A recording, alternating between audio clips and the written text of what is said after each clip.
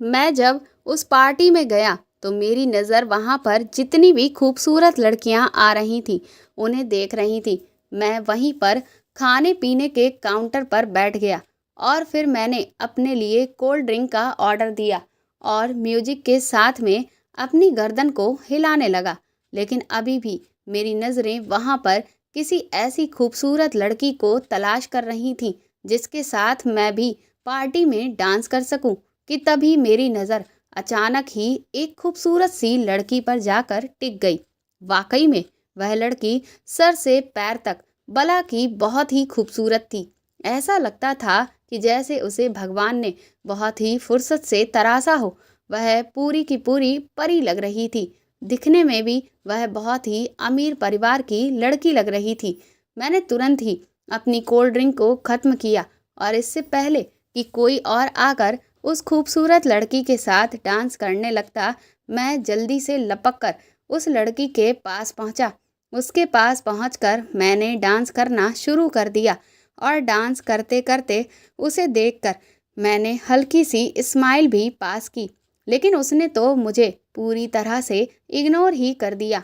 ये देखकर मुझे बड़ी ही हैरानी हुई कि किसी लड़की ने मुझे इग्नोर कर दिया, क्योंकि आज तक ऐसा कभी भी नहीं हुआ था। उसके इस तरह से मुझे इग्नोर करने से मुझे बहुत धक्का लगा। लेकिन मैंने भी सोच लिया था कि इस लड़की को तो मैं अपना दीवाना बनाकर ही रहूँगा। उसके बाद मैंने अपने कुछ बेहतरीन डांस मूव्स दिखाए, जिन्हें देखकर वहाँ पर डांस करने वाले सभी लोग मेरी तारीफ करने लगे, जिससे उस लड़की का भी ध्यान मेरी तरफ गया और फिर वह थोड़ा रुक कर मुझे नोटिस करने लगी। मुझे लगा कि अब तो शायद ये लड़की मुझसे दोस्ती कर ही लेगी। लेकिन थोड़ी ही देर के बाद वह अचानक वहाँ से पता नहीं कहाँ चली गई। ये देखकर मुझे बहुत गुस्सा आने लगा कि आखिर ये लड़की अपने आप को समझती क्या है। मेरी नज़र उसे यहाँ वहाँ ढूंढने लगी, लेकिन वह लड़की तो मुझे कहीं भी दिखाई ही नहीं दे रही थी। मुझे लगा कि शायद वह कहीं बाहर की तरफ तो नहीं चली गई, इसीलिए मैं भी गेट से बाहर निकलकर उसे यहाँ वहाँ ढूंढने लगा। बाहर खड़े हुए गार्ड से जब मैंने पूछा कि रेड कलर की ड्रेस पहने हुए क्या कोई लड़की इधर से गई है, तो वह कहने लगा कि आप स्नेहा मैडम की बात कर रहे हैं। गार्ड की बात सुनकर मैं थोड़ा सा चौंका। मैंने उससे कहा कि क्या तुम उस लड़की को जानते हो? तो वह मुझसे कहने लगा कि स्नेहा मैडम को कौन नहीं जानता, वह तो इस शहर के करोड़पति मिस्टर आलूवालिया की इकलौती बेटी हैं। अभी कुछ दिनों पहले ही तो वह इस शहर में वापस आई हैं और मिस्टर आलूवालिया ने उनके नाम से ही एक और नया बिजनेस भी स्टार्ट किया है। अभी तक तो स्नेहा मैडम लंदन में ही रहती थी। उस गार्ड की बातें सुनकर मैं बहुत खुश हुआ। मैंने अपनी जेब से 500 रुपये का एक नोट निकाला और उसकी तरफ आगे बढ़ाया। उसने तुरंत ही लपक कर उस नोट को अपने हाथ में लिया।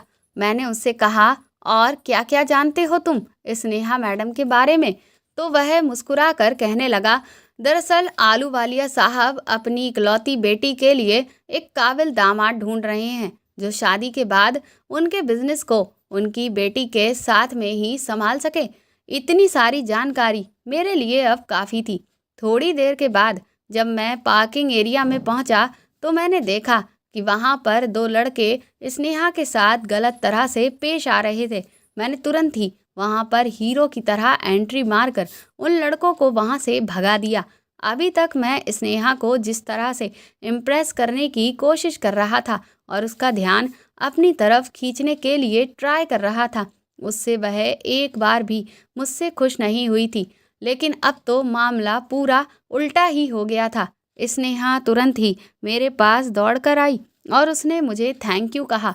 वो कहने लगी कि दरअसल मैं कुछ दिन पहले ही लंदन से यहाँ आई हूँ और इसीलिए मुझे यहाँ के माहौल के बारे में बहुत ज़्यादा जानकारी नहीं है। आपका बहुत बहुत शुक्रिया जो आप सही टाइम पर यहाँ आ गए, वरना मैं तो इन लड़कों से बहुत ज़्यादा परेशान हो गई थी।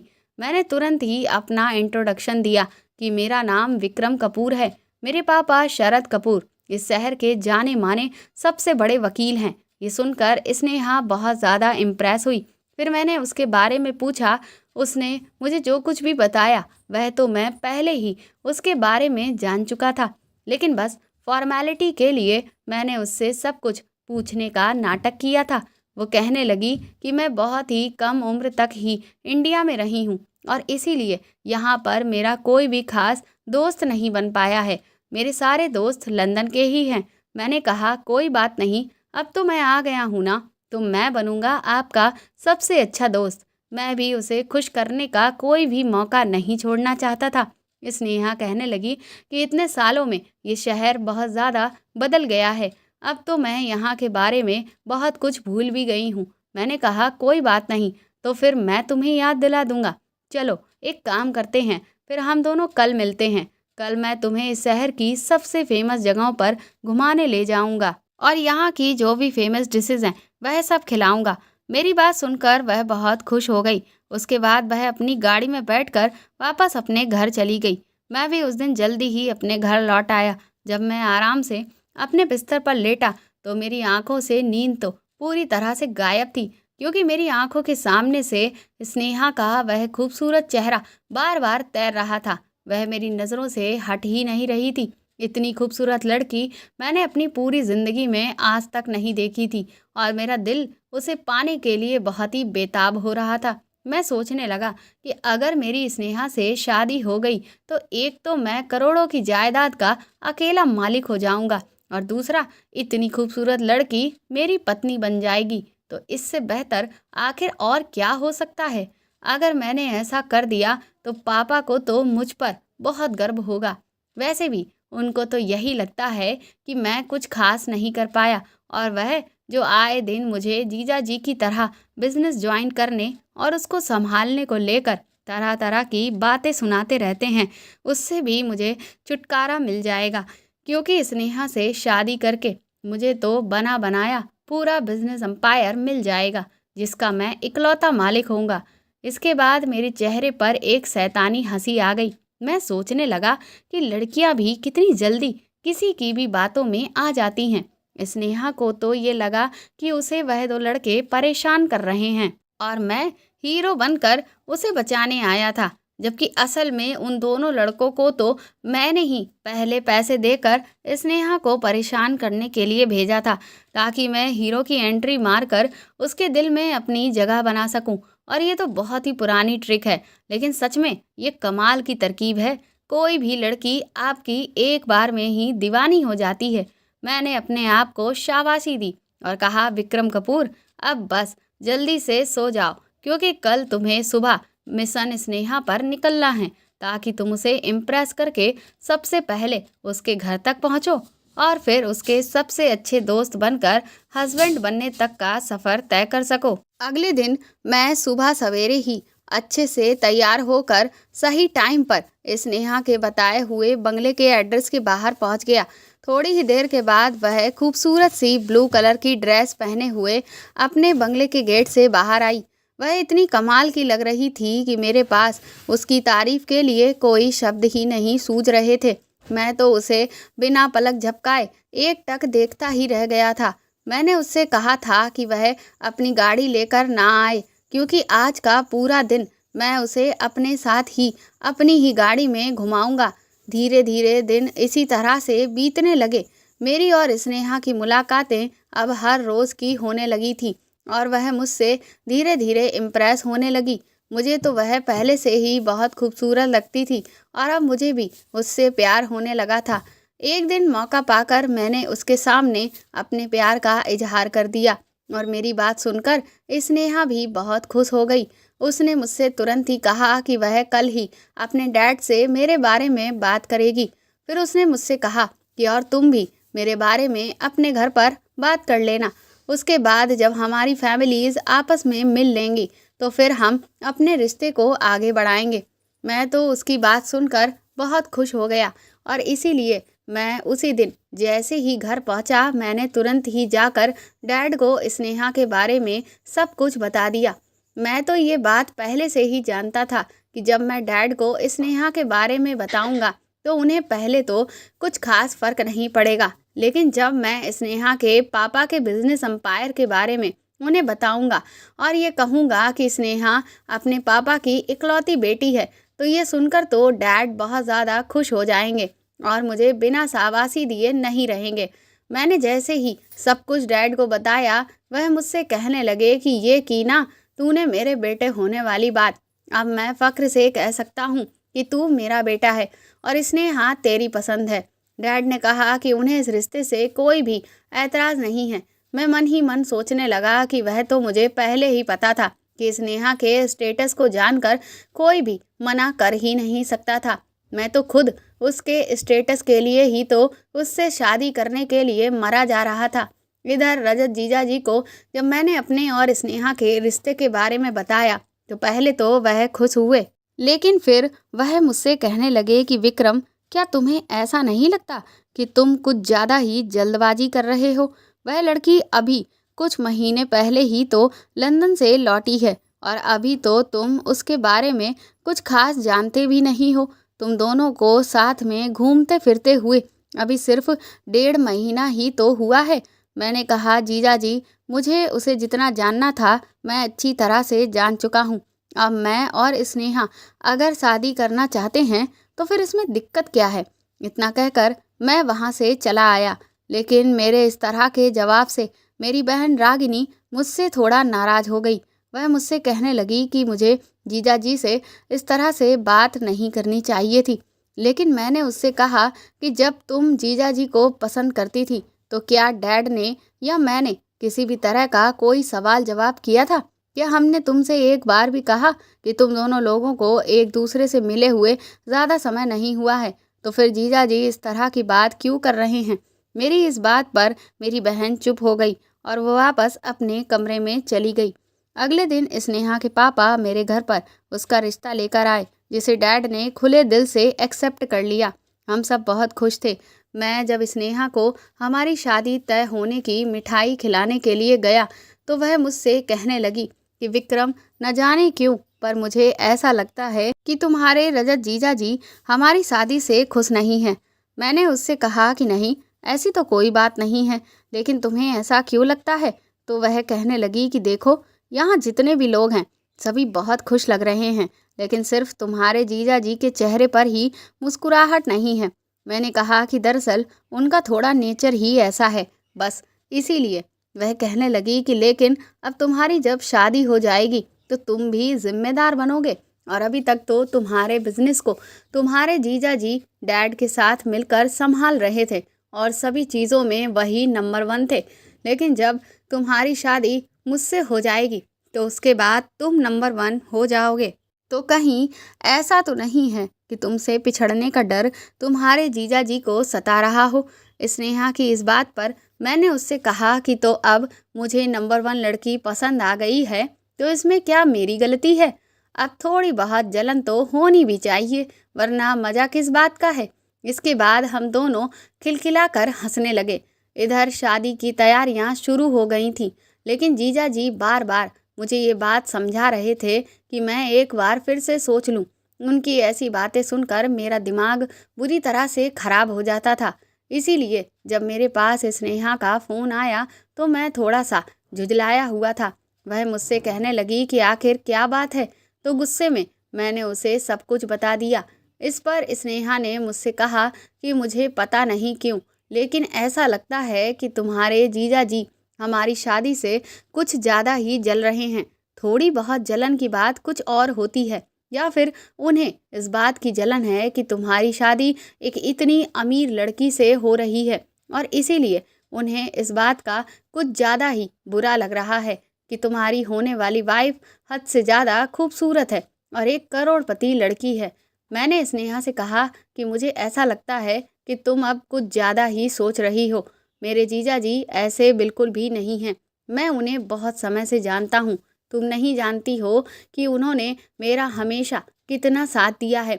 वह बस मेरे भले के लिए ही मुझसे इस तरह की बातें कर रहे होते हैं। मैं खुद भी जानता था कि मेरे जीजा जी हमेशा मेरा भला ही चाहते थे, लेकिन वह बार बार जब मुझे एक ही बात कहकर रह गए थे तो उससे मुझे थोड़ी चिड़चिड़ाहट हो रही थी, बस और कुछ नहीं। खैर कुछ ही दिनों के बाद मेरी और स्नेहा की शादी हो गई और उसके बाद मैं और स्नेहा पेरिस अपनी शादी को सेलिब्रेट करने के लिए घूमने गए। सब कुछ बहुत अच्छा चल रहा था। पेरिस से लौटने के बाद स्नेहा के डैड ने मुझे अपने बिजनेस में 50% का पार्टनर भी बना दिया। मैंने उनका बिजनेस संभालना भी शुरू कर दिया था। इधर स्नेहा ने कहा कि वह मेरे डैड के बिजनेस को ज्वाइन करना चाहती है, क्योंकि वह कुछ नया सीखना चाहती है, कुछ नया ट्राई करना चाहती है। अपने डैड के बिजनेस में उसे कुछ खास इंटरेस्ट नहीं है। मैंने उससे कहा कि अब तुम इस घर की बहू हो, तो तुम जो चाहे वह करो। वैसे भी मुझे स्नेहा के ऑफिस जाने से कोई प्रॉब्लम नहीं थी, और ये तो बहुत ही अच्छा था कि वह मेरे डैड के बिजनेस को ज्वाइन करे, क्योंकि अगर वह ऐसा करती है तो उसके डैड से हमें आगे फ्यूचर में ज़रूरत पड़ने पर फाइनेंशियली हेल्प भी आराम से मिलती रहेगी। कुछ दिनों के बाद जब मैं एक बिजनेस ट्रिप से वापस लौट कर आया तो स्नेहा मुझसे कहने लगी कि विक्रम, मुझे पता नहीं क्यों, लेकिन ऐसा लगता है कि जैसे इस घर में कोई है जो मुझ पर नज़र रखता है। मैंने उससे कहा कि लेकिन तुम्हें ऐसा क्यों लग रहा है? तो वह कहने लगी कि दरअसल कल जब मैं बाथरूम में नहाने के लिए जा रही थी तो मुझे कई बार ऐसा लगा कि जैसे कि वहाँ की खिड़की से कोई बार बार मुझे झांक कर देख रहा है। यहाँ तक कि कुछ दिनों से मुझे ऐसा लग रहा है कि जब मैं रात को अपने कमरे में अकेली सोती हूँ तो मुझे खिड़की के बाहर किसी का साया गुजरता हुआ दिखाई देता है। मैंने स्नेहा से कहा कि तुम शायद अकेलेपन की वजह से ज़्यादा डर रही हो, क्योंकि ऐसा कुछ भी नहीं है। तुम इस वक्त ज़्यादा काम कर रही हो और उसके ही स्ट्रेस की वजह से ही तुम्हें इस तरह से लग रहा है। मैंने उसे उस वक्त तो समझा दिया था, लेकिन ना जाने क्यों पर मुझे ऐसा लगा कि कहीं स्नेहा का ये वहम सच तो नहीं है। इसके 2 दिनों के बाद ही मुझे एक मीटिंग के लिए दूसरे शहर जाना पड़ा था, लेकिन अचानक ही वह मीटिंग कैंसिल हो जाने के कारण मुझे आधे रास्ते से ही वापस लौटना पड़ा। लौटते लौटते मुझे काफ़ी रात हो गई थी। मुझे लगा कि घर पर सब लोग सो गए होंगे और इसीलिए मैंने किसी को भी फ़ोन करके अपने आने की खबर नहीं दी। जब मैं रात को घर में एंटर हुआ तभी मुझे एक साया बालकनी की तरफ जाता हुआ दिखाई दिया। ये देखकर मैं बुरी तरह से घबरा गया कि कहीं ऐसा तो नहीं कि घर में कोई चोर घुस आया हो। मुझे घर के गार्ड्स पर बहुत तेज़ गुस्सा आने लगा कि ये लोग इतने आलसी होते हैं कि अपना कोई भी काम ठीक से नहीं करते। मैं तुरंत ही बालकनी की तरफ दबे पांव जाने लगा तो वहां पहुंचकर मैंने सामने जिसे देखा उससे तो मेरे होश ही उड़ गए। वह साया किसी और का नहीं बल्कि मेरे जीजा जी रजत का था। जीजा जी मेरे कमरे की खिड़की से अंदर झांकने की कोशिश कर रहे थे। अब मुझे स्नेहा की वह बात याद आई जब वह मुझे ये बात कह रही थी कि उसे ऐसा लगता है कि शायद कोई है जो उस पर हर वक्त नज़र रखता है। इसका मतलब मेरा शक बिल्कुल सही था कि स्नेहा सच कह रही थी। ये उसका कोई वहम नहीं था। मुझे जीजाजी पर उस वक्त बहुत तेज गुस्सा आया कि वह मेरी बीवी पर अपनी गलत नज़र रख रहे हैं, लेकिन मैं उनसे कुछ भी नहीं कह सका। मैं चुपचाप अपने कमरे में आकर लेट गया।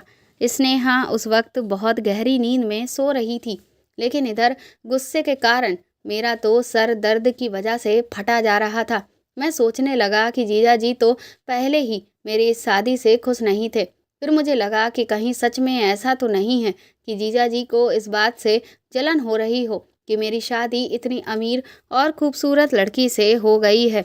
लेकिन अगर ऐसा नहीं है तो फिर वह मेरी बीवी पर इस तरह से आखिर नज़र क्यों रख रहे हैं। मैंने सोचा कि मैं सुबह होते ही रागिनी दीदी को जीजाजी के बारे में बताऊंगा, उनसे कहूंगा कि वह अपने पति को संभाल लें। लेकिन फिर मुझे लगा कि कहीं ऐसा ना हो कि दीदी को ये बात बर्दाश्त ना हो, क्योंकि दीदी पहले ही हार्ट की मरीज़ हैं और इस बात से अगर उन्हें कोई सदमा लगा तो उनकी जान को भी खतरा हो सकता है। और फिर बिना सबूत जीजा जी पर इस तरह से शक करना भी गलत है, क्योंकि ये तो मेरा दिल जानता था कि मेरे जीजा जी मेरा कभी भी बुरा नहीं चाहेंगे। इसीलिए उस दिन के बाद से मैं रजत जीजा जी पर नज़र रखना शुरू कर दिया और मैंने ये नोटिस किया कि पहले तो वह स्नेहा से बिल्कुल भी बात नहीं करते थे, लेकिन धीरे धीरे वह अब उससे खूब हंसी मजाक करने लगे थे और स्नेहा भी उनसे खूब सारी बातें किया करती थी। लेकिन ये सब देखकर अब मुझे बिल्कुल भी अच्छा नहीं लग रहा था। यहाँ तक कि एक दिन तो जब मैं रात को ऑफिस से लौट कर आया तो मैंने देखा कि स्नेहा की आवाज़ स्टडी रूम से आ रही थी। मैं सोच में पड़ गया कि इतनी रात में स्नेहा स्टडी रूम में अकेले क्या कर रही है। और जब मैं अचानक से वहाँ पर पहुँचा तो देखा कि वहाँ तो उसके साथ रजत जीजा जी भी अकेले बैठे हुए थे और वह दोनों वहाँ बैठकर बातें कर रहे थे। स्नेहा को उस वक्त जीजा जी के साथ अकेले देखकर मुझे बहुत तेज गुस्सा आ गया। मैं तुरंत ही उसका हाथ पकड़कर वहाँ से अपने कमरे में ले आया। इस पर वह मुझसे कहने लगी कि तुमने वहाँ पर इस तरह का बिहेव क्यों किया। मैंने कहा कि तुम्हें इतनी रात को जीजा जी के साथ अकेले स्टडी रूम में जाने की क्या ज़रूरत थी। तो वह कहने लगी कि दरअसल जीजा जी को ऑफिस के ज़रूरी काम को लेकर मुझसे कुछ डिस्कशन करना था और इसीलिए उन्होंने मुझे स्टडी रूम में बुलाया था। अब तुम ही बताओ कि अगर मैं नहीं जाती तो उन्हें बुरा नहीं लगता। उसका मासूम चेहरा देखकर मेरा गुस्सा थोड़ा शांत हो गया। मैं मन में सोचने लगा, स्नेहा तुम कितनी भोली हो। तुम नहीं जानती कि तुम पर इस तरह से नज़र रखने वाला कोई और नहीं बल्कि मेरे जीजा जी ही हैं। लेकिन मैं तुम्हें ये बात नहीं बता सकता वरना तुम पता नहीं क्या सोचोगी। मैंने स्नेहा से कहा कि वह सब तो ठीक है लेकिन फिर भी इतनी रात में जीजा जी के साथ अकेले आज के बाद मत बैठना। स्नेहा ने अपना सिर हिला दिया और फिर हम दोनों एक दूसरे में खो गए। स्नेहा जीजा जी के साथ ऑफिस में काम करती थी जिसकी वजह से उसे उनसे काफ़ी सारी बातें करनी पड़ती थी। मैंने अब नोटिस किया था कि जीजा जी अब स्नेहा को लेकर कई बार शहर से बाहर की सभी बिजनेस मीटिंग्स में भी जाने लगे थे। मैंने उन्हें कई बार समझाया कि पहले भी तो आप सारी मीटिंग्स को अकेले ही हैंडल करते थे, तो अब स्नेहा को अपने साथ ले जाने की आखिर ज़रूरत ही क्या है। लेकिन उनका कहना था कि जब वह हमारे साथ हमारे ऑफिस में काम कर रही है तो उसे भी तो ये सब हैंडल करना पड़ेगा और उसे भी इस सब का एक्सपीरियंस होना चाहिए। ये सब सुनकर मैं चुप हो जाता लेकिन अब मुझे खुद पर ही बहुत गुस्सा आ रहा था कि मैं आखिर क्यों स्नेहा को अपने डैड का बिजनेस ज्वाइन करने के लिए कहा।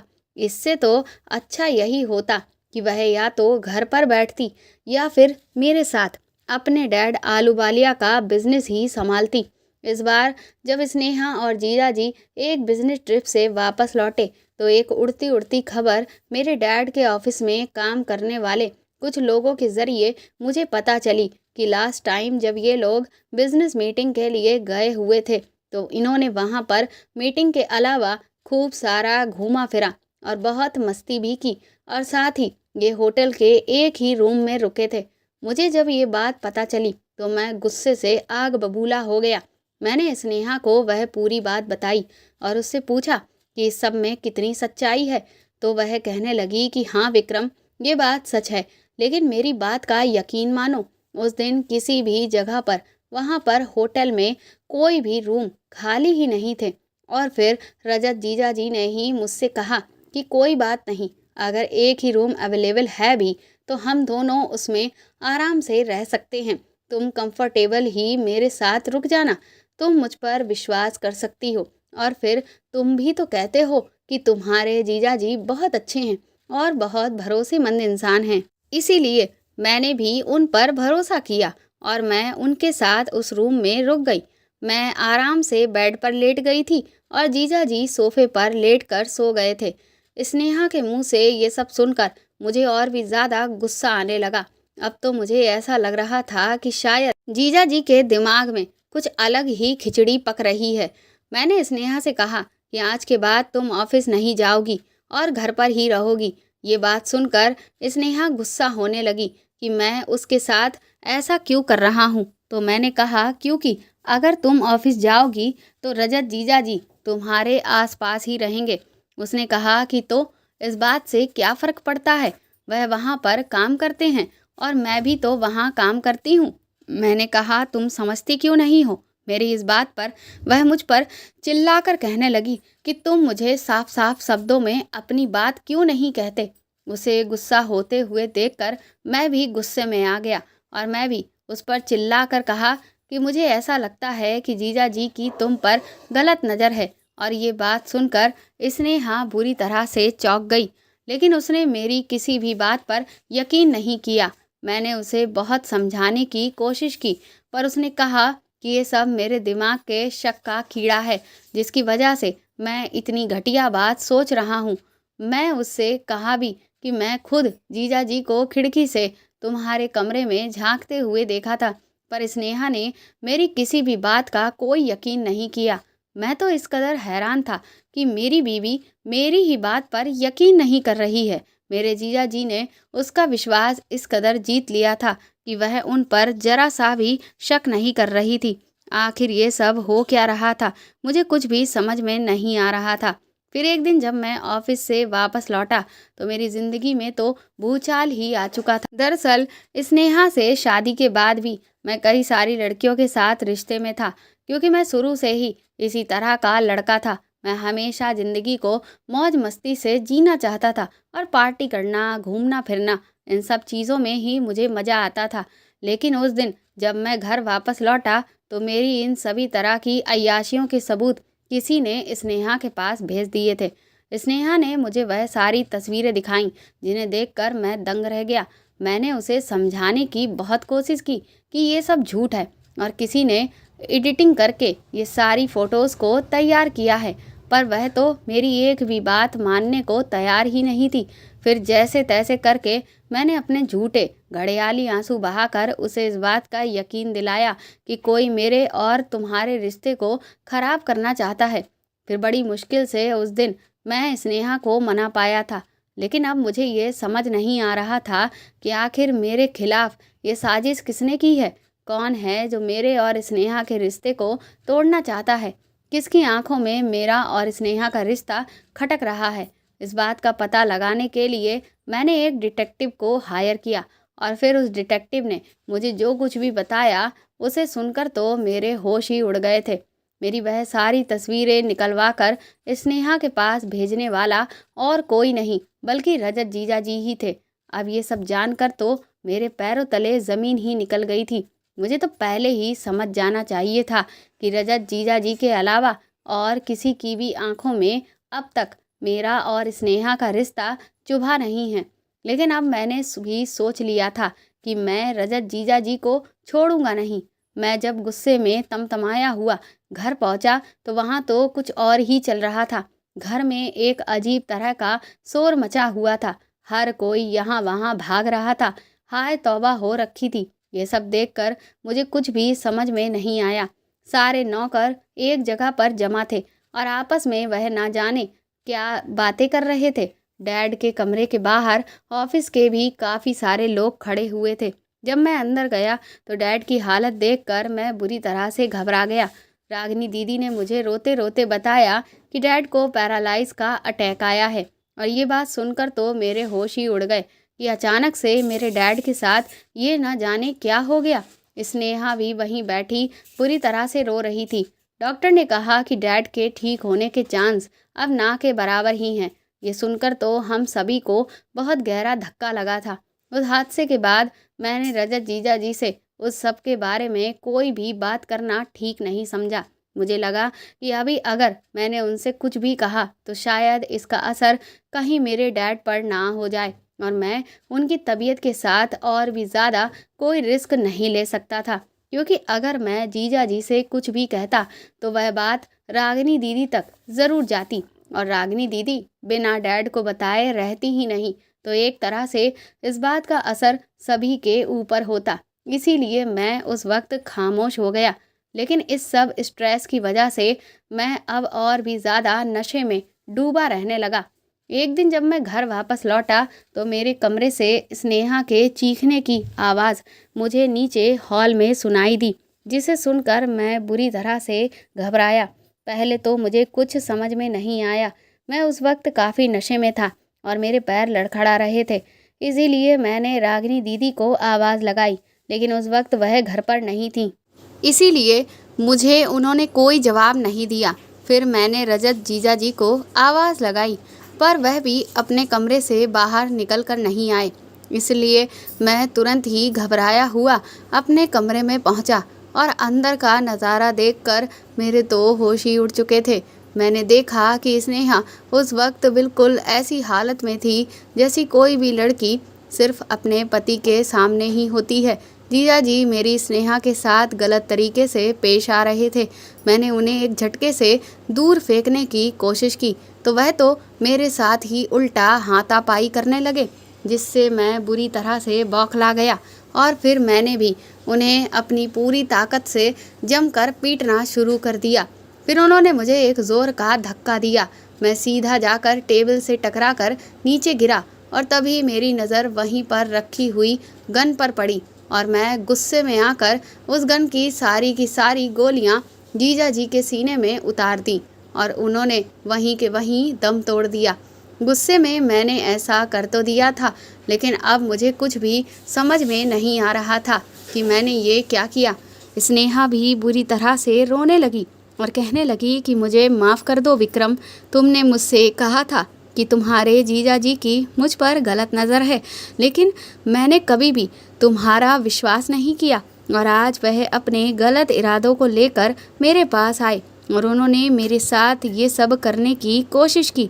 वो तो ऐन मौके पर आकर तुमने मुझे बचा लिया, लेकिन गुस्से में आकर तुमने ये क्या कर दिया है। तुमने अपने ही जीजा जी को ख़त्म कर दिया। तुमने अपनी बहन को विधवा कर दिया, उसका सुहाग उजाड़ डाला। मैं बार बार स्नेहा के सामने दोहराने लगा कि मैंने ये सब जानबूझकर नहीं किया था, ये तो मुझसे गलती से हो गया। अभी मैं अपने बेगुनाह होने की दुहाई स्नेहा के सामने दे ही रहा था कि तभी वहाँ पर पुलिस आ गई और फिर वह लोग मुझे पकड़कर ले गए। कोर्ट में मुझ पर केस चलने लगा। सबूत और गवाही के आधार पर मेरा जुर्म साबित हो गया और फिर इसीलिए मुझे फांसी की सज़ा भी दे दी गई। मैं कोर्ट में चिल्ला चिल्ला कर सबसे कहता रहा कि मैंने ये सब कुछ जानबूझकर नहीं किया, लेकिन किसी ने भी मेरी एक नहीं सुनी। पर मैंने सोच लिया था कि मैं अच्छे से अच्छा और महंगे से महंगा वकील करूँगा और मैं जानता था कि कैसे भी करके मेरी स्नेहा मुझे इस कैद से आज़ाद करा ही लेगी। यही सोचकर मैंने अपने मैनेजर और स्नेहा को मुझसे मिलने के लिए बुलाया। जब वो दोनों मुझसे मिलने आए तो उन्हें देखकर मैं बहुत खुश हो गया। मैंने अपने मैनेजर से कहा कि जल्द से जल्द इस शहर का जो सबसे अच्छा वकील हो उसे मेरे लिए हायर करो और उससे कहो कि वह मुझे इस कैद से आज़ादी दिलाएं। मेरा मैनेजर मुझसे बोला कि लेकिन सर, उसके लिए तो बहुत सारे पैसे चाहिए होंगे, क्योंकि इतने अच्छे वकील की फ़ीस बहुत महंगी होगी। मैंने उससे कहा कि तो पैसों की आखिर कमी ही क्या है। वो कहने लगा कि लेकिन सर, आपके पास तो अब एक फूटी कौड़ी भी नहीं बची है। वह क्या बक रहा था, उसकी कोई भी बात मेरी समझ में नहीं आ रही थी। मैंने उससे कहा कि क्या तुम्हारा दिमाग खराब हो गया है। मेरे पास इस वक्त करोड़ों की प्रॉपर्टी है और अब तो मैं उसका अकेला ही मालिक हूँ। वह मुझसे कहने लगा कि दिमाग तो आपका खराब हो गया है सर, उस करोड़ों की प्रॉपर्टी के मालिक आप नहीं बल्कि स्नेहा मैडम हैं। ये सुनकर तो मेरे पैरों तले ज़मीन ही निकल गई। मैंने स्नेहा की तरफ हक्की बक्की नज़रों से देखा तो वह अपने चेहरे पर एक शैतानी हंसी हंसते हुए मेरे करीब आई। उसने मैनेजर को वहाँ से जाने का इशारा किया। उसका इशारा मिलते ही मैनेजर वहाँ से चला गया। उसके बाद स्नेहा मुझसे कहने लगी कि क्यों, क्या चक्कर आ रहा है, पानी तो नहीं चाहिए? क्या तुम्हें कुछ समझ में नहीं आ रहा कि ये तुम्हारे साथ अचानक से क्या हुआ? मुझे वाकई में कुछ भी समझ नहीं आ रहा था कि स्नेहा ये कौन सा खेल मेरे साथ खेल रही थी। मैंने उससे कहा कि आखिर ये सब क्या है स्नेहा, ये मैनेजर यहाँ पर क्या बक रहा था? मेरी करोड़ों की प्रॉपर्टी की मालकिन तुम। स्नेहा ने कहा कि अभी तो सिर्फ एक सच तुम्हारे सामने आया है, अभी तो बहुत से सच ऐसे हैं जिन्हें सुनकर तुम्हारे कानों से गरम गरम लावा निकलेगा। मैं बौखलाई हुई आवाज़ में स्नेहा से बोला कि पहले तुम मुझे ये बात बताओ कि क्या सच में तुमने मेरी पूरी प्रॉपर्टी अपने नाम पर करवा ली है? तो वह कहने लगी कि हाँ, अब तुम एक कंगाल इंसान हो, तुम्हारी पूरी जायदाद की अब सिर्फ इकलौती मैं मालकिन हूँ। मैंने उसे चिल्ला चिल्ला कर कहा कि तुमने आखिर मेरे साथ ऐसा क्यों किया? और डैड कहाँ हैं और मेरी बहन कहाँ है? तो स्नेहा कहने लगी कि तुम्हारे पापी बाप को जिस जगह पर होना चाहिए वह उसी जगह पर है, और तुम्हारी बहन वो तो पागल हो चुकी है, इसीलिए उसे पागल खाने पहुंचा दिया गया है। स्नेहा के मुंह से डैड के लिए और अपनी बहन के लिए ऐसे शब्द सुनकर मैं उसका गला पकड़ने की कोशिश करने लगा, लेकिन वह मेरी गिरफ्त में नहीं आ सकी। वह अभी भी ज़ोर ज़ोर से हंस रही थी। कुछ देर तो मैं चिल्लाता रहा, लेकिन फिर अपनी बेबसी से मेरी आंखों में आंसू आ गए। मैंने उससे कहा कि तुमने मेरे साथ आखिर ऐसा क्यों किया? स्नेहा कहने लगी, यही तो मैं भी तुम्हें बताने के लिए यहाँ आई हूँ। इतने बेहाल क्यों हो रहे हो? उसके बाद उसने कहा कि तुम्हें याद है आज से 2 साल पहले जब तुम नशे में धुत होकर एक क्लब से बाहर निकले तो वहाँ पर जिस लड़की पर पहले से ही तुम्हारी गलत नज़र थी, वह जब तुम्हें उसकी गाड़ी की तरफ जब जाती हुई दिखाई दी तो तुम गलत इरादे से उसके पीछे गए। तुम्हें तो वैसे भी शुरू से जो लड़की पसंद आ जाती थी वह अपने साथ चाहिए होती थी। तुमने सोचा कि ये लड़की भी वैसी ही होगी और तुम उसके पास अपनी ख्वाहिशें लेकर पहुंच गए, लेकिन वह जब तुम्हारे साथ चलने के लिए तैयार नहीं हुई तो तुमने उसके सामने अपनी दौलत की बड़ी बड़ी बातें करना शुरू कर दिया। तुमने सोचा कि शायद वह तुम्हारे पैसों के लालच में आकर तुम्हारे साथ जाने के लिए तैयार हो जाए, लेकिन इस सब के बावजूद भी उसने तुम्हें घास तक नहीं डाली, जिससे तुम बुरी तरह से चिढ़ गए और फिर तुम उसके साथ गलत करने की कोशिश करने लगे। जब तुम उसे अपनी गाड़ी के पास खींच कर ले गए और उसके साथ गलत तरह से पेश आ रहे थे और वह बेचारी तुमसे अपने आप को दूर करने के लिए बुरी तरह से तुमसे लड़ रही थी, तभी वहाँ पर मोटरसाइकिल पर एक लड़का आता है और वह तुम्हें उस लड़की के साथ ऐसा करने से रोकता है, लेकिन तुम उस वक्त अपने गुरूर में थे और तुमने उसके साथ मारपीट करना शुरू कर दिया। अभी तुम्हारे और उसके बीच हाथापाई चल ही रही थी कि तभी उस लड़के के ऊपर किसी ने पीछे से गोली चला दी और उस लड़के पर गोली चलाने वाला और कोई नहीं बल्कि तुम्हारा जीजा रजत ही था। ये देखकर तुम बहुत खुश थे कि तुम्हारे जीजा ने तुमसे भिड़ने वाले इंसान को ख़त्म कर दिया। वह लड़की बेचारी बुरी तरह से डरी हुई थी और खुद को बचाने वाले लड़के को बचाने की कोशिश करने लगी तो तुमने उसके भी सर पर ऐसी चोट दी थी कि वह वहीं पर बेहोश होकर गिर गई। उसके बाद तुम पर इस पूरे हादसे की वजह से केस चला, लेकिन तुम्हारा बाप जो कि शहर का सबसे बड़ा वकील है, जो उस वक्त तुम्हें बचाने के लिए सामने से उतर आता है। अब अगर तुम्हें सज़ा हो सकती थी तो सिर्फ़ और सिर्फ उस लड़की की गवाही की वजह से ही होती, इसीलिए तुम लोग उस लड़की को और उसके पिता को भी बुरी तरह से डराते धमकाते हो। वह लोग भले ही पैसे वाले थे, लेकिन तुम्हारी तरह उनका परिवार गुंडों का परिवार नहीं था। वह सीधे साधे लोग थे और इसीलिए तुम्हारी धमकी से वह लोग बुरी तरह से डर जाते हैं और वह लड़की ना चाहते हुए भी तुम्हारे खिलाफ गवाही नहीं देती और तुम आराम से बाइज्जत बरी होकर सीना चौड़ा करके अपने घर वापस आ जाते हो। तुम्हें इस बात का कोई मलाल नहीं था कि तुमने किसी इंसान की जान ले ली, वह इंसान जो किसी का बेटा था, किसी का भाई था, लेकिन वह लड़की इस झूठी गवाही का बोझ सह नहीं पाती है और सदमे में चली जाती है। जिस इंसान ने उसकी इज्जत को बचाने के लिए अपनी जान दे दी, उसी इंसान को इंसाफ दिलाने के लिए वह सच्ची गवाही तक ना दे सकी और इसी गिल्ट की वजह से कुछ ही दिनों के बाद वह लड़की अपनी ज़िंदगी भी ले लेती है। अब आज जब तुम खुद इन सलाखों के पीछे हो और तुम्हें भी मौत की सज़ा मिली है, अब तुम्हें समझ में आ रहा होगा कि दर्द और तकलीफ़ किसे कहते हैं। मैंने स्नेहा से कहा कि तुमने मुझे ये तो याद दिला दिया कि मैंने क्या किया था, लेकिन तुम कौन हो? पहले तुम मुझे ये बताओ कि तुम कौन हो। स्नेहा ने कहा कि वह उसी लड़के की बहन है जिसे मेरे जीजा रजत ने उस दिन ख़त्म कर दिया था। ये सुनकर तो मेरे होश ही उड़ गए।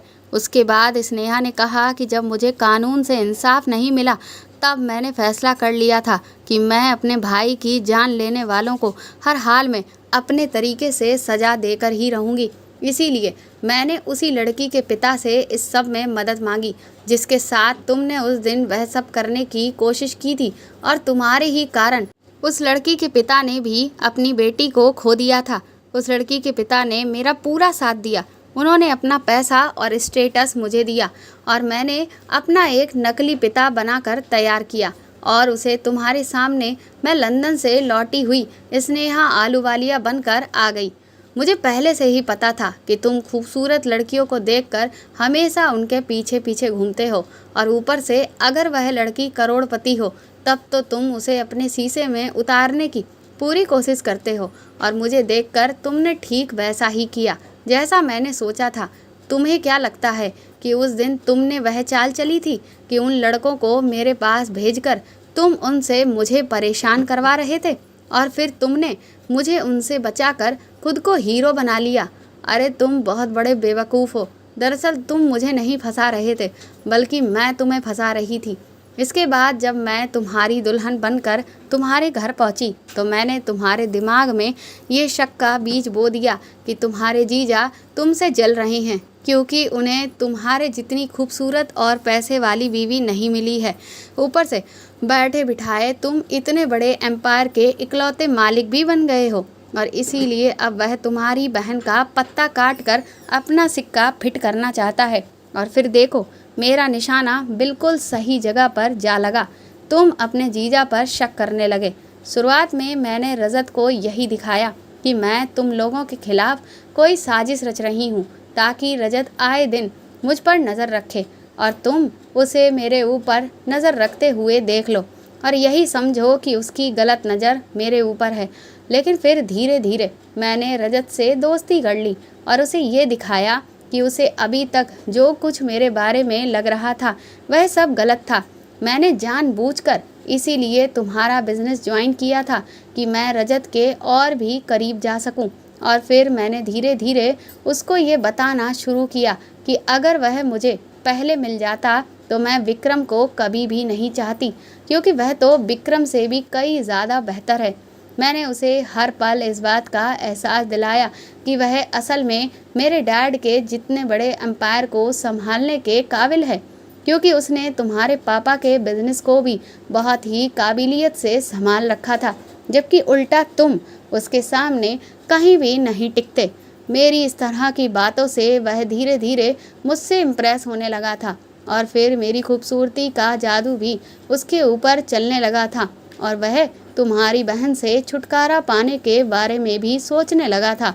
एक के बाद एक करके मैं उसके और अपने बीच की नज़दीकियों की खबर तुम तक किसी न किसी के जरिए पहुंचवाती ही रही थी। और मेरे पास जो उस दिन तस्वीरें तुम्हारी उन लड़कियों के साथ की थीं, वह भी दरअसल खुद मैंने ही खींची थी, और फिर तुमने जो डिटेक्टिव हायर किया था उसे भी पैसे देकर मैंने ही उसे तुमसे ये कहलवा दिया था कि सारी तस्वीरें उस तक तुम्हारे जीजा रजत ने भिजवाई हैं। तुम्हारे बाप को पैरालाइज का अटैक नहीं पड़ा था, बल्कि मैंने ही उसे डॉक्टर को पैसे देकर ऐसा इंजेक्शन लगवा दिया था कि उसका शरीर पूरा लकवाग्रस्त हो जाए और फिर वह धीरे धीरे एक मजबूर ज़िंदगी जिए और मजबूर होकर ही ख़त्म हो जाए। उस दिन जब तुम ऑफिस से लौट कर आए थे तो तुम्हारे आने से पहले मैं रजत को अपने साथ वह सब करने के लिए इस कदर भड़का दिया था कि वह खुद पर काबू ही नहीं रख पा रहा था और वह बेताब होता जा रहा था। ऊपर से मैंने उस दिन उसके जूस में एक ऐसी दवा मिला दी ताकि वह अपनी भावनाओं को काबू में ना रख सके और खुद पर से पूरा कंट्रोल खो दे और नशे में डूब जाए, और इसीलिए मैं उसे और ज़्यादा इन सब चीज़ों में आगे बढ़ाने के लिए बेकाबू कर सकूं। इस कारण मैं उसके सामने इस तरह से गई जैसे हमेशा तुम्हारे सामने होती थी। मुझे ऐसे देखकर उसका दिमाग का संतुलन पूरी तरह से बिगड़ गया और फिर वह मुझे अपनाने के लिए पूरी तरह से पागल हो गया। वो अंधा हो चुका था और फिर तो वह जैसे ही बेकाबू हुआ उसके दिमाग ने काम करना बंद कर दिया। मैं भी इस बात का फ़ायदा उठा रही थी क्योंकि मैं तुम्हारे आने का इंतज़ार कर रही थी, इसीलिए पहले तो मैं भी उसका साथ देती रही, लेकिन जैसे ही मुझे तुम्हारे घर पर आने का अंदाज़ा हुआ कि तुम बस कमरे में आने ही वाले हो, तभी मैं चीखने चिल्लाने का नाटक करने लगी ताकि तुम्हें ऐसा लगे कि तुम्हारे जीजा जी मेरे साथ कुछ गलत कर रहे हैं और फिर तुम वही करो जो मैं एक अच्छे पति को करना चाहिए। और देखो, तुमने ठीक वैसा ही किया। तुमने उसे पीटना शुरू कर दिया और उस वक्त तुम्हारा जीजा भी अपने दिमाग का संतुलन पूरी तरह से गंवा बैठा था, क्योंकि उस पर मेरी दी हुई दवा का असर था। इसीलिए उसे तो मेरे सिवाय उस वक्त कुछ भी नहीं दिख रहा था और इसी नशे में वह तुमसे भी बुरी तरह से भिड़ गया। वह गन तो मैंने पहले ही तैयार करके मेज पर रख दी थी ताकि तुम में से अगर कोई भी उस तरफ गिरे तो गन को देखते ही तुम दोनों में से कोई भी उसे चला दो। अब देखना ये था कि आखिर उसका निशाना कौन बनता, तुम या फिर तुम्हारा जीजा। पर मैं दिल से चाहती थी कि उस तरफ तुम जाओ, ताकि जिस तरह से रजत ने मेरे भाई के सीने में गोली दागी थी, मैं चाहती थी कि तुम भी उसके सीने पर गोली चलाओ और अब जो भी बचे उसे फांसी की सज़ा होती। देखो, आज तुम सलाखों के पीछे हो और अब धीरे धीरे अपनी ज़िंदगी को ख़त्म होते हुए देख रहे हो और फांसी का इंतज़ार कर रहे हो। अब कोई भी नहीं बचा है जो तुम्हारे पाप की सज़ा से तुम्हें बचा सके। अब तुम्हें तुम्हारे बुरे कर्मों की सज़ा हर हाल में मिलकर ही रहेगी। स्नेहा की बात सुनकर मैं रोने लगा कि मेरे जीजा जी हमेशा साए की तरह मेरे साथ थे। मैंने उनकी ज़िंदगी को अपने हाथों से ले लिया। स्नेहा कहने लगी, आज पता चला कि किसी अपने की मौत का गम क्या होता है। आज से 2 साल पहले मैं भी इसी तरह से अपने भाई के गम में रो रही थी, लेकिन उस वक्त कोई भी नहीं था जो मुझे उस दर्द से निजात दिलाता। और देखो, आज भी बिल्कुल वही सिचुएशन है, बस मेरी जगह आज तुम हो। आज तुम्हारे पास भी कोई नहीं है कि तुम्हारे इस दुख को तुम्हारे पास आकर बांट ले। आज तुम अपने पूरे परिवार को एक साथ खो चुके हो। इसके बाद स्नेहा ने कहा, और हाँ, एक बात तो मैं बताना ही भूल गई, ये प्रॉपर्टी मैंने अपने नाम पर कैसे ट्रांसफ़र करवाई थी। दरअसल ये भी मैंने तुम्हारे जीजा को बेवकूफ़ बनाकर ही अपने नाम पर करवाई। ऑफिस के कुछ कागज़ों को मैंने उसे देते हुए ये कहा कि इन पर तुम्हारे बाप के सिग्नेचर चाहिए। वो तो उस वक्त मेरा इस कदर दीवाना था कि वह बिल्कुल अंधविश्वास करके मेरी हर बात मान लेता था और इसीलिए उसने एक बार भी उन कागज़ों को पलट कर नहीं देखा कि उनमें क्या लिखा हुआ है और उसने अपने ससुर से जाकर साइन ले लिए। उसका नतीजा आज ये है कि तुम और तुम्हारा पिता दोनों ही कंगाल हो चुके हो। इस सब में तुम्हारी बहन रागिनी बेचारी बिना बात ही पिस गई, लेकिन किया भी क्या जा सकता है। ये उसकी बुरी किस्मत है कि वह तुम्हारी बहन बनकर पैदा हुई और उसकी शादी रजत से हुई। इसके बाद स्नेहा वहाँ से चली गई और मैं अपने अतीत के किए हुए बुरे कर्मों को याद करके रोने लगा। मैंने आज तक बहुत लोगों के साथ गलत किया। मुझे लगता था कि हमारे पास इतनी पावर है कि कोई भी हमारा कुछ नहीं बिगाड़ सकता, पर आज एक औरत ने मेरे पूरे परिवार को तबाह कर दिया था और मैं अपने किए का अंजाम भुगत रहा था। अब मेरी अकड़ पूरी तरह से निकल चुकी थी और मैं अब अपनी मौत का इंतज़ार कर रहा था। दोस्तों, आज बहुत सारे लोग इस दुनिया में ऐसे हैं जो अपने पैसे और पावर की चमक में इस कदर अंधे हो जाते हैं कि वो गरीब इंसान को कीड़ा मकोड़ा समझकर अपने पैरों के तले रौंदने की कोशिश करते हैं, जबकि वो भूल जाते हैं कि इस दुनिया में भगवान की ताकत से बड़ी कोई ताकत नहीं है। और जब वो इंसाफ करते हैं तो कहते हैं कि उनकी लाठी में आवाज़ नहीं होती। इसीलिए हमें बुरे कर्मों को करने से बचना चाहिए और सभी इंसानों को एक बराबर मानना चाहिए। तो दोस्तों, आपको मेरे द्वारा लिखी हुई ये कहानी कैसी लगी हमें कमेंट करके ज़रूर बताएं और प्लीज़ इस कहानी को ज़्यादा से ज़्यादा शेयर और लाइक करके मेरे चैनल को सपोर्ट करें। साथ ही अगर आप चाहें तो मुझे सुपर थैंक्स भी खरीद कर दे सकते हैं। सुपर थैंक्स का ऑप्शन आपको इस वीडियो के नीचे दिए हुए सभी ऑप्शंस में दिख जाएगा, जो कि हार्ट शेप में बने हुए डॉलर के साइन के तौर पर है। और अगर आप मेरे चैनल पर नए हैं तो सब्सक्राइब करके बेल आइकन को ज़रूर दबा दीजिएगा, ताकि आगे भी मैं आपको ऐसी ही अच्छी कहानियाँ सुनाती रहूँ। Thank you.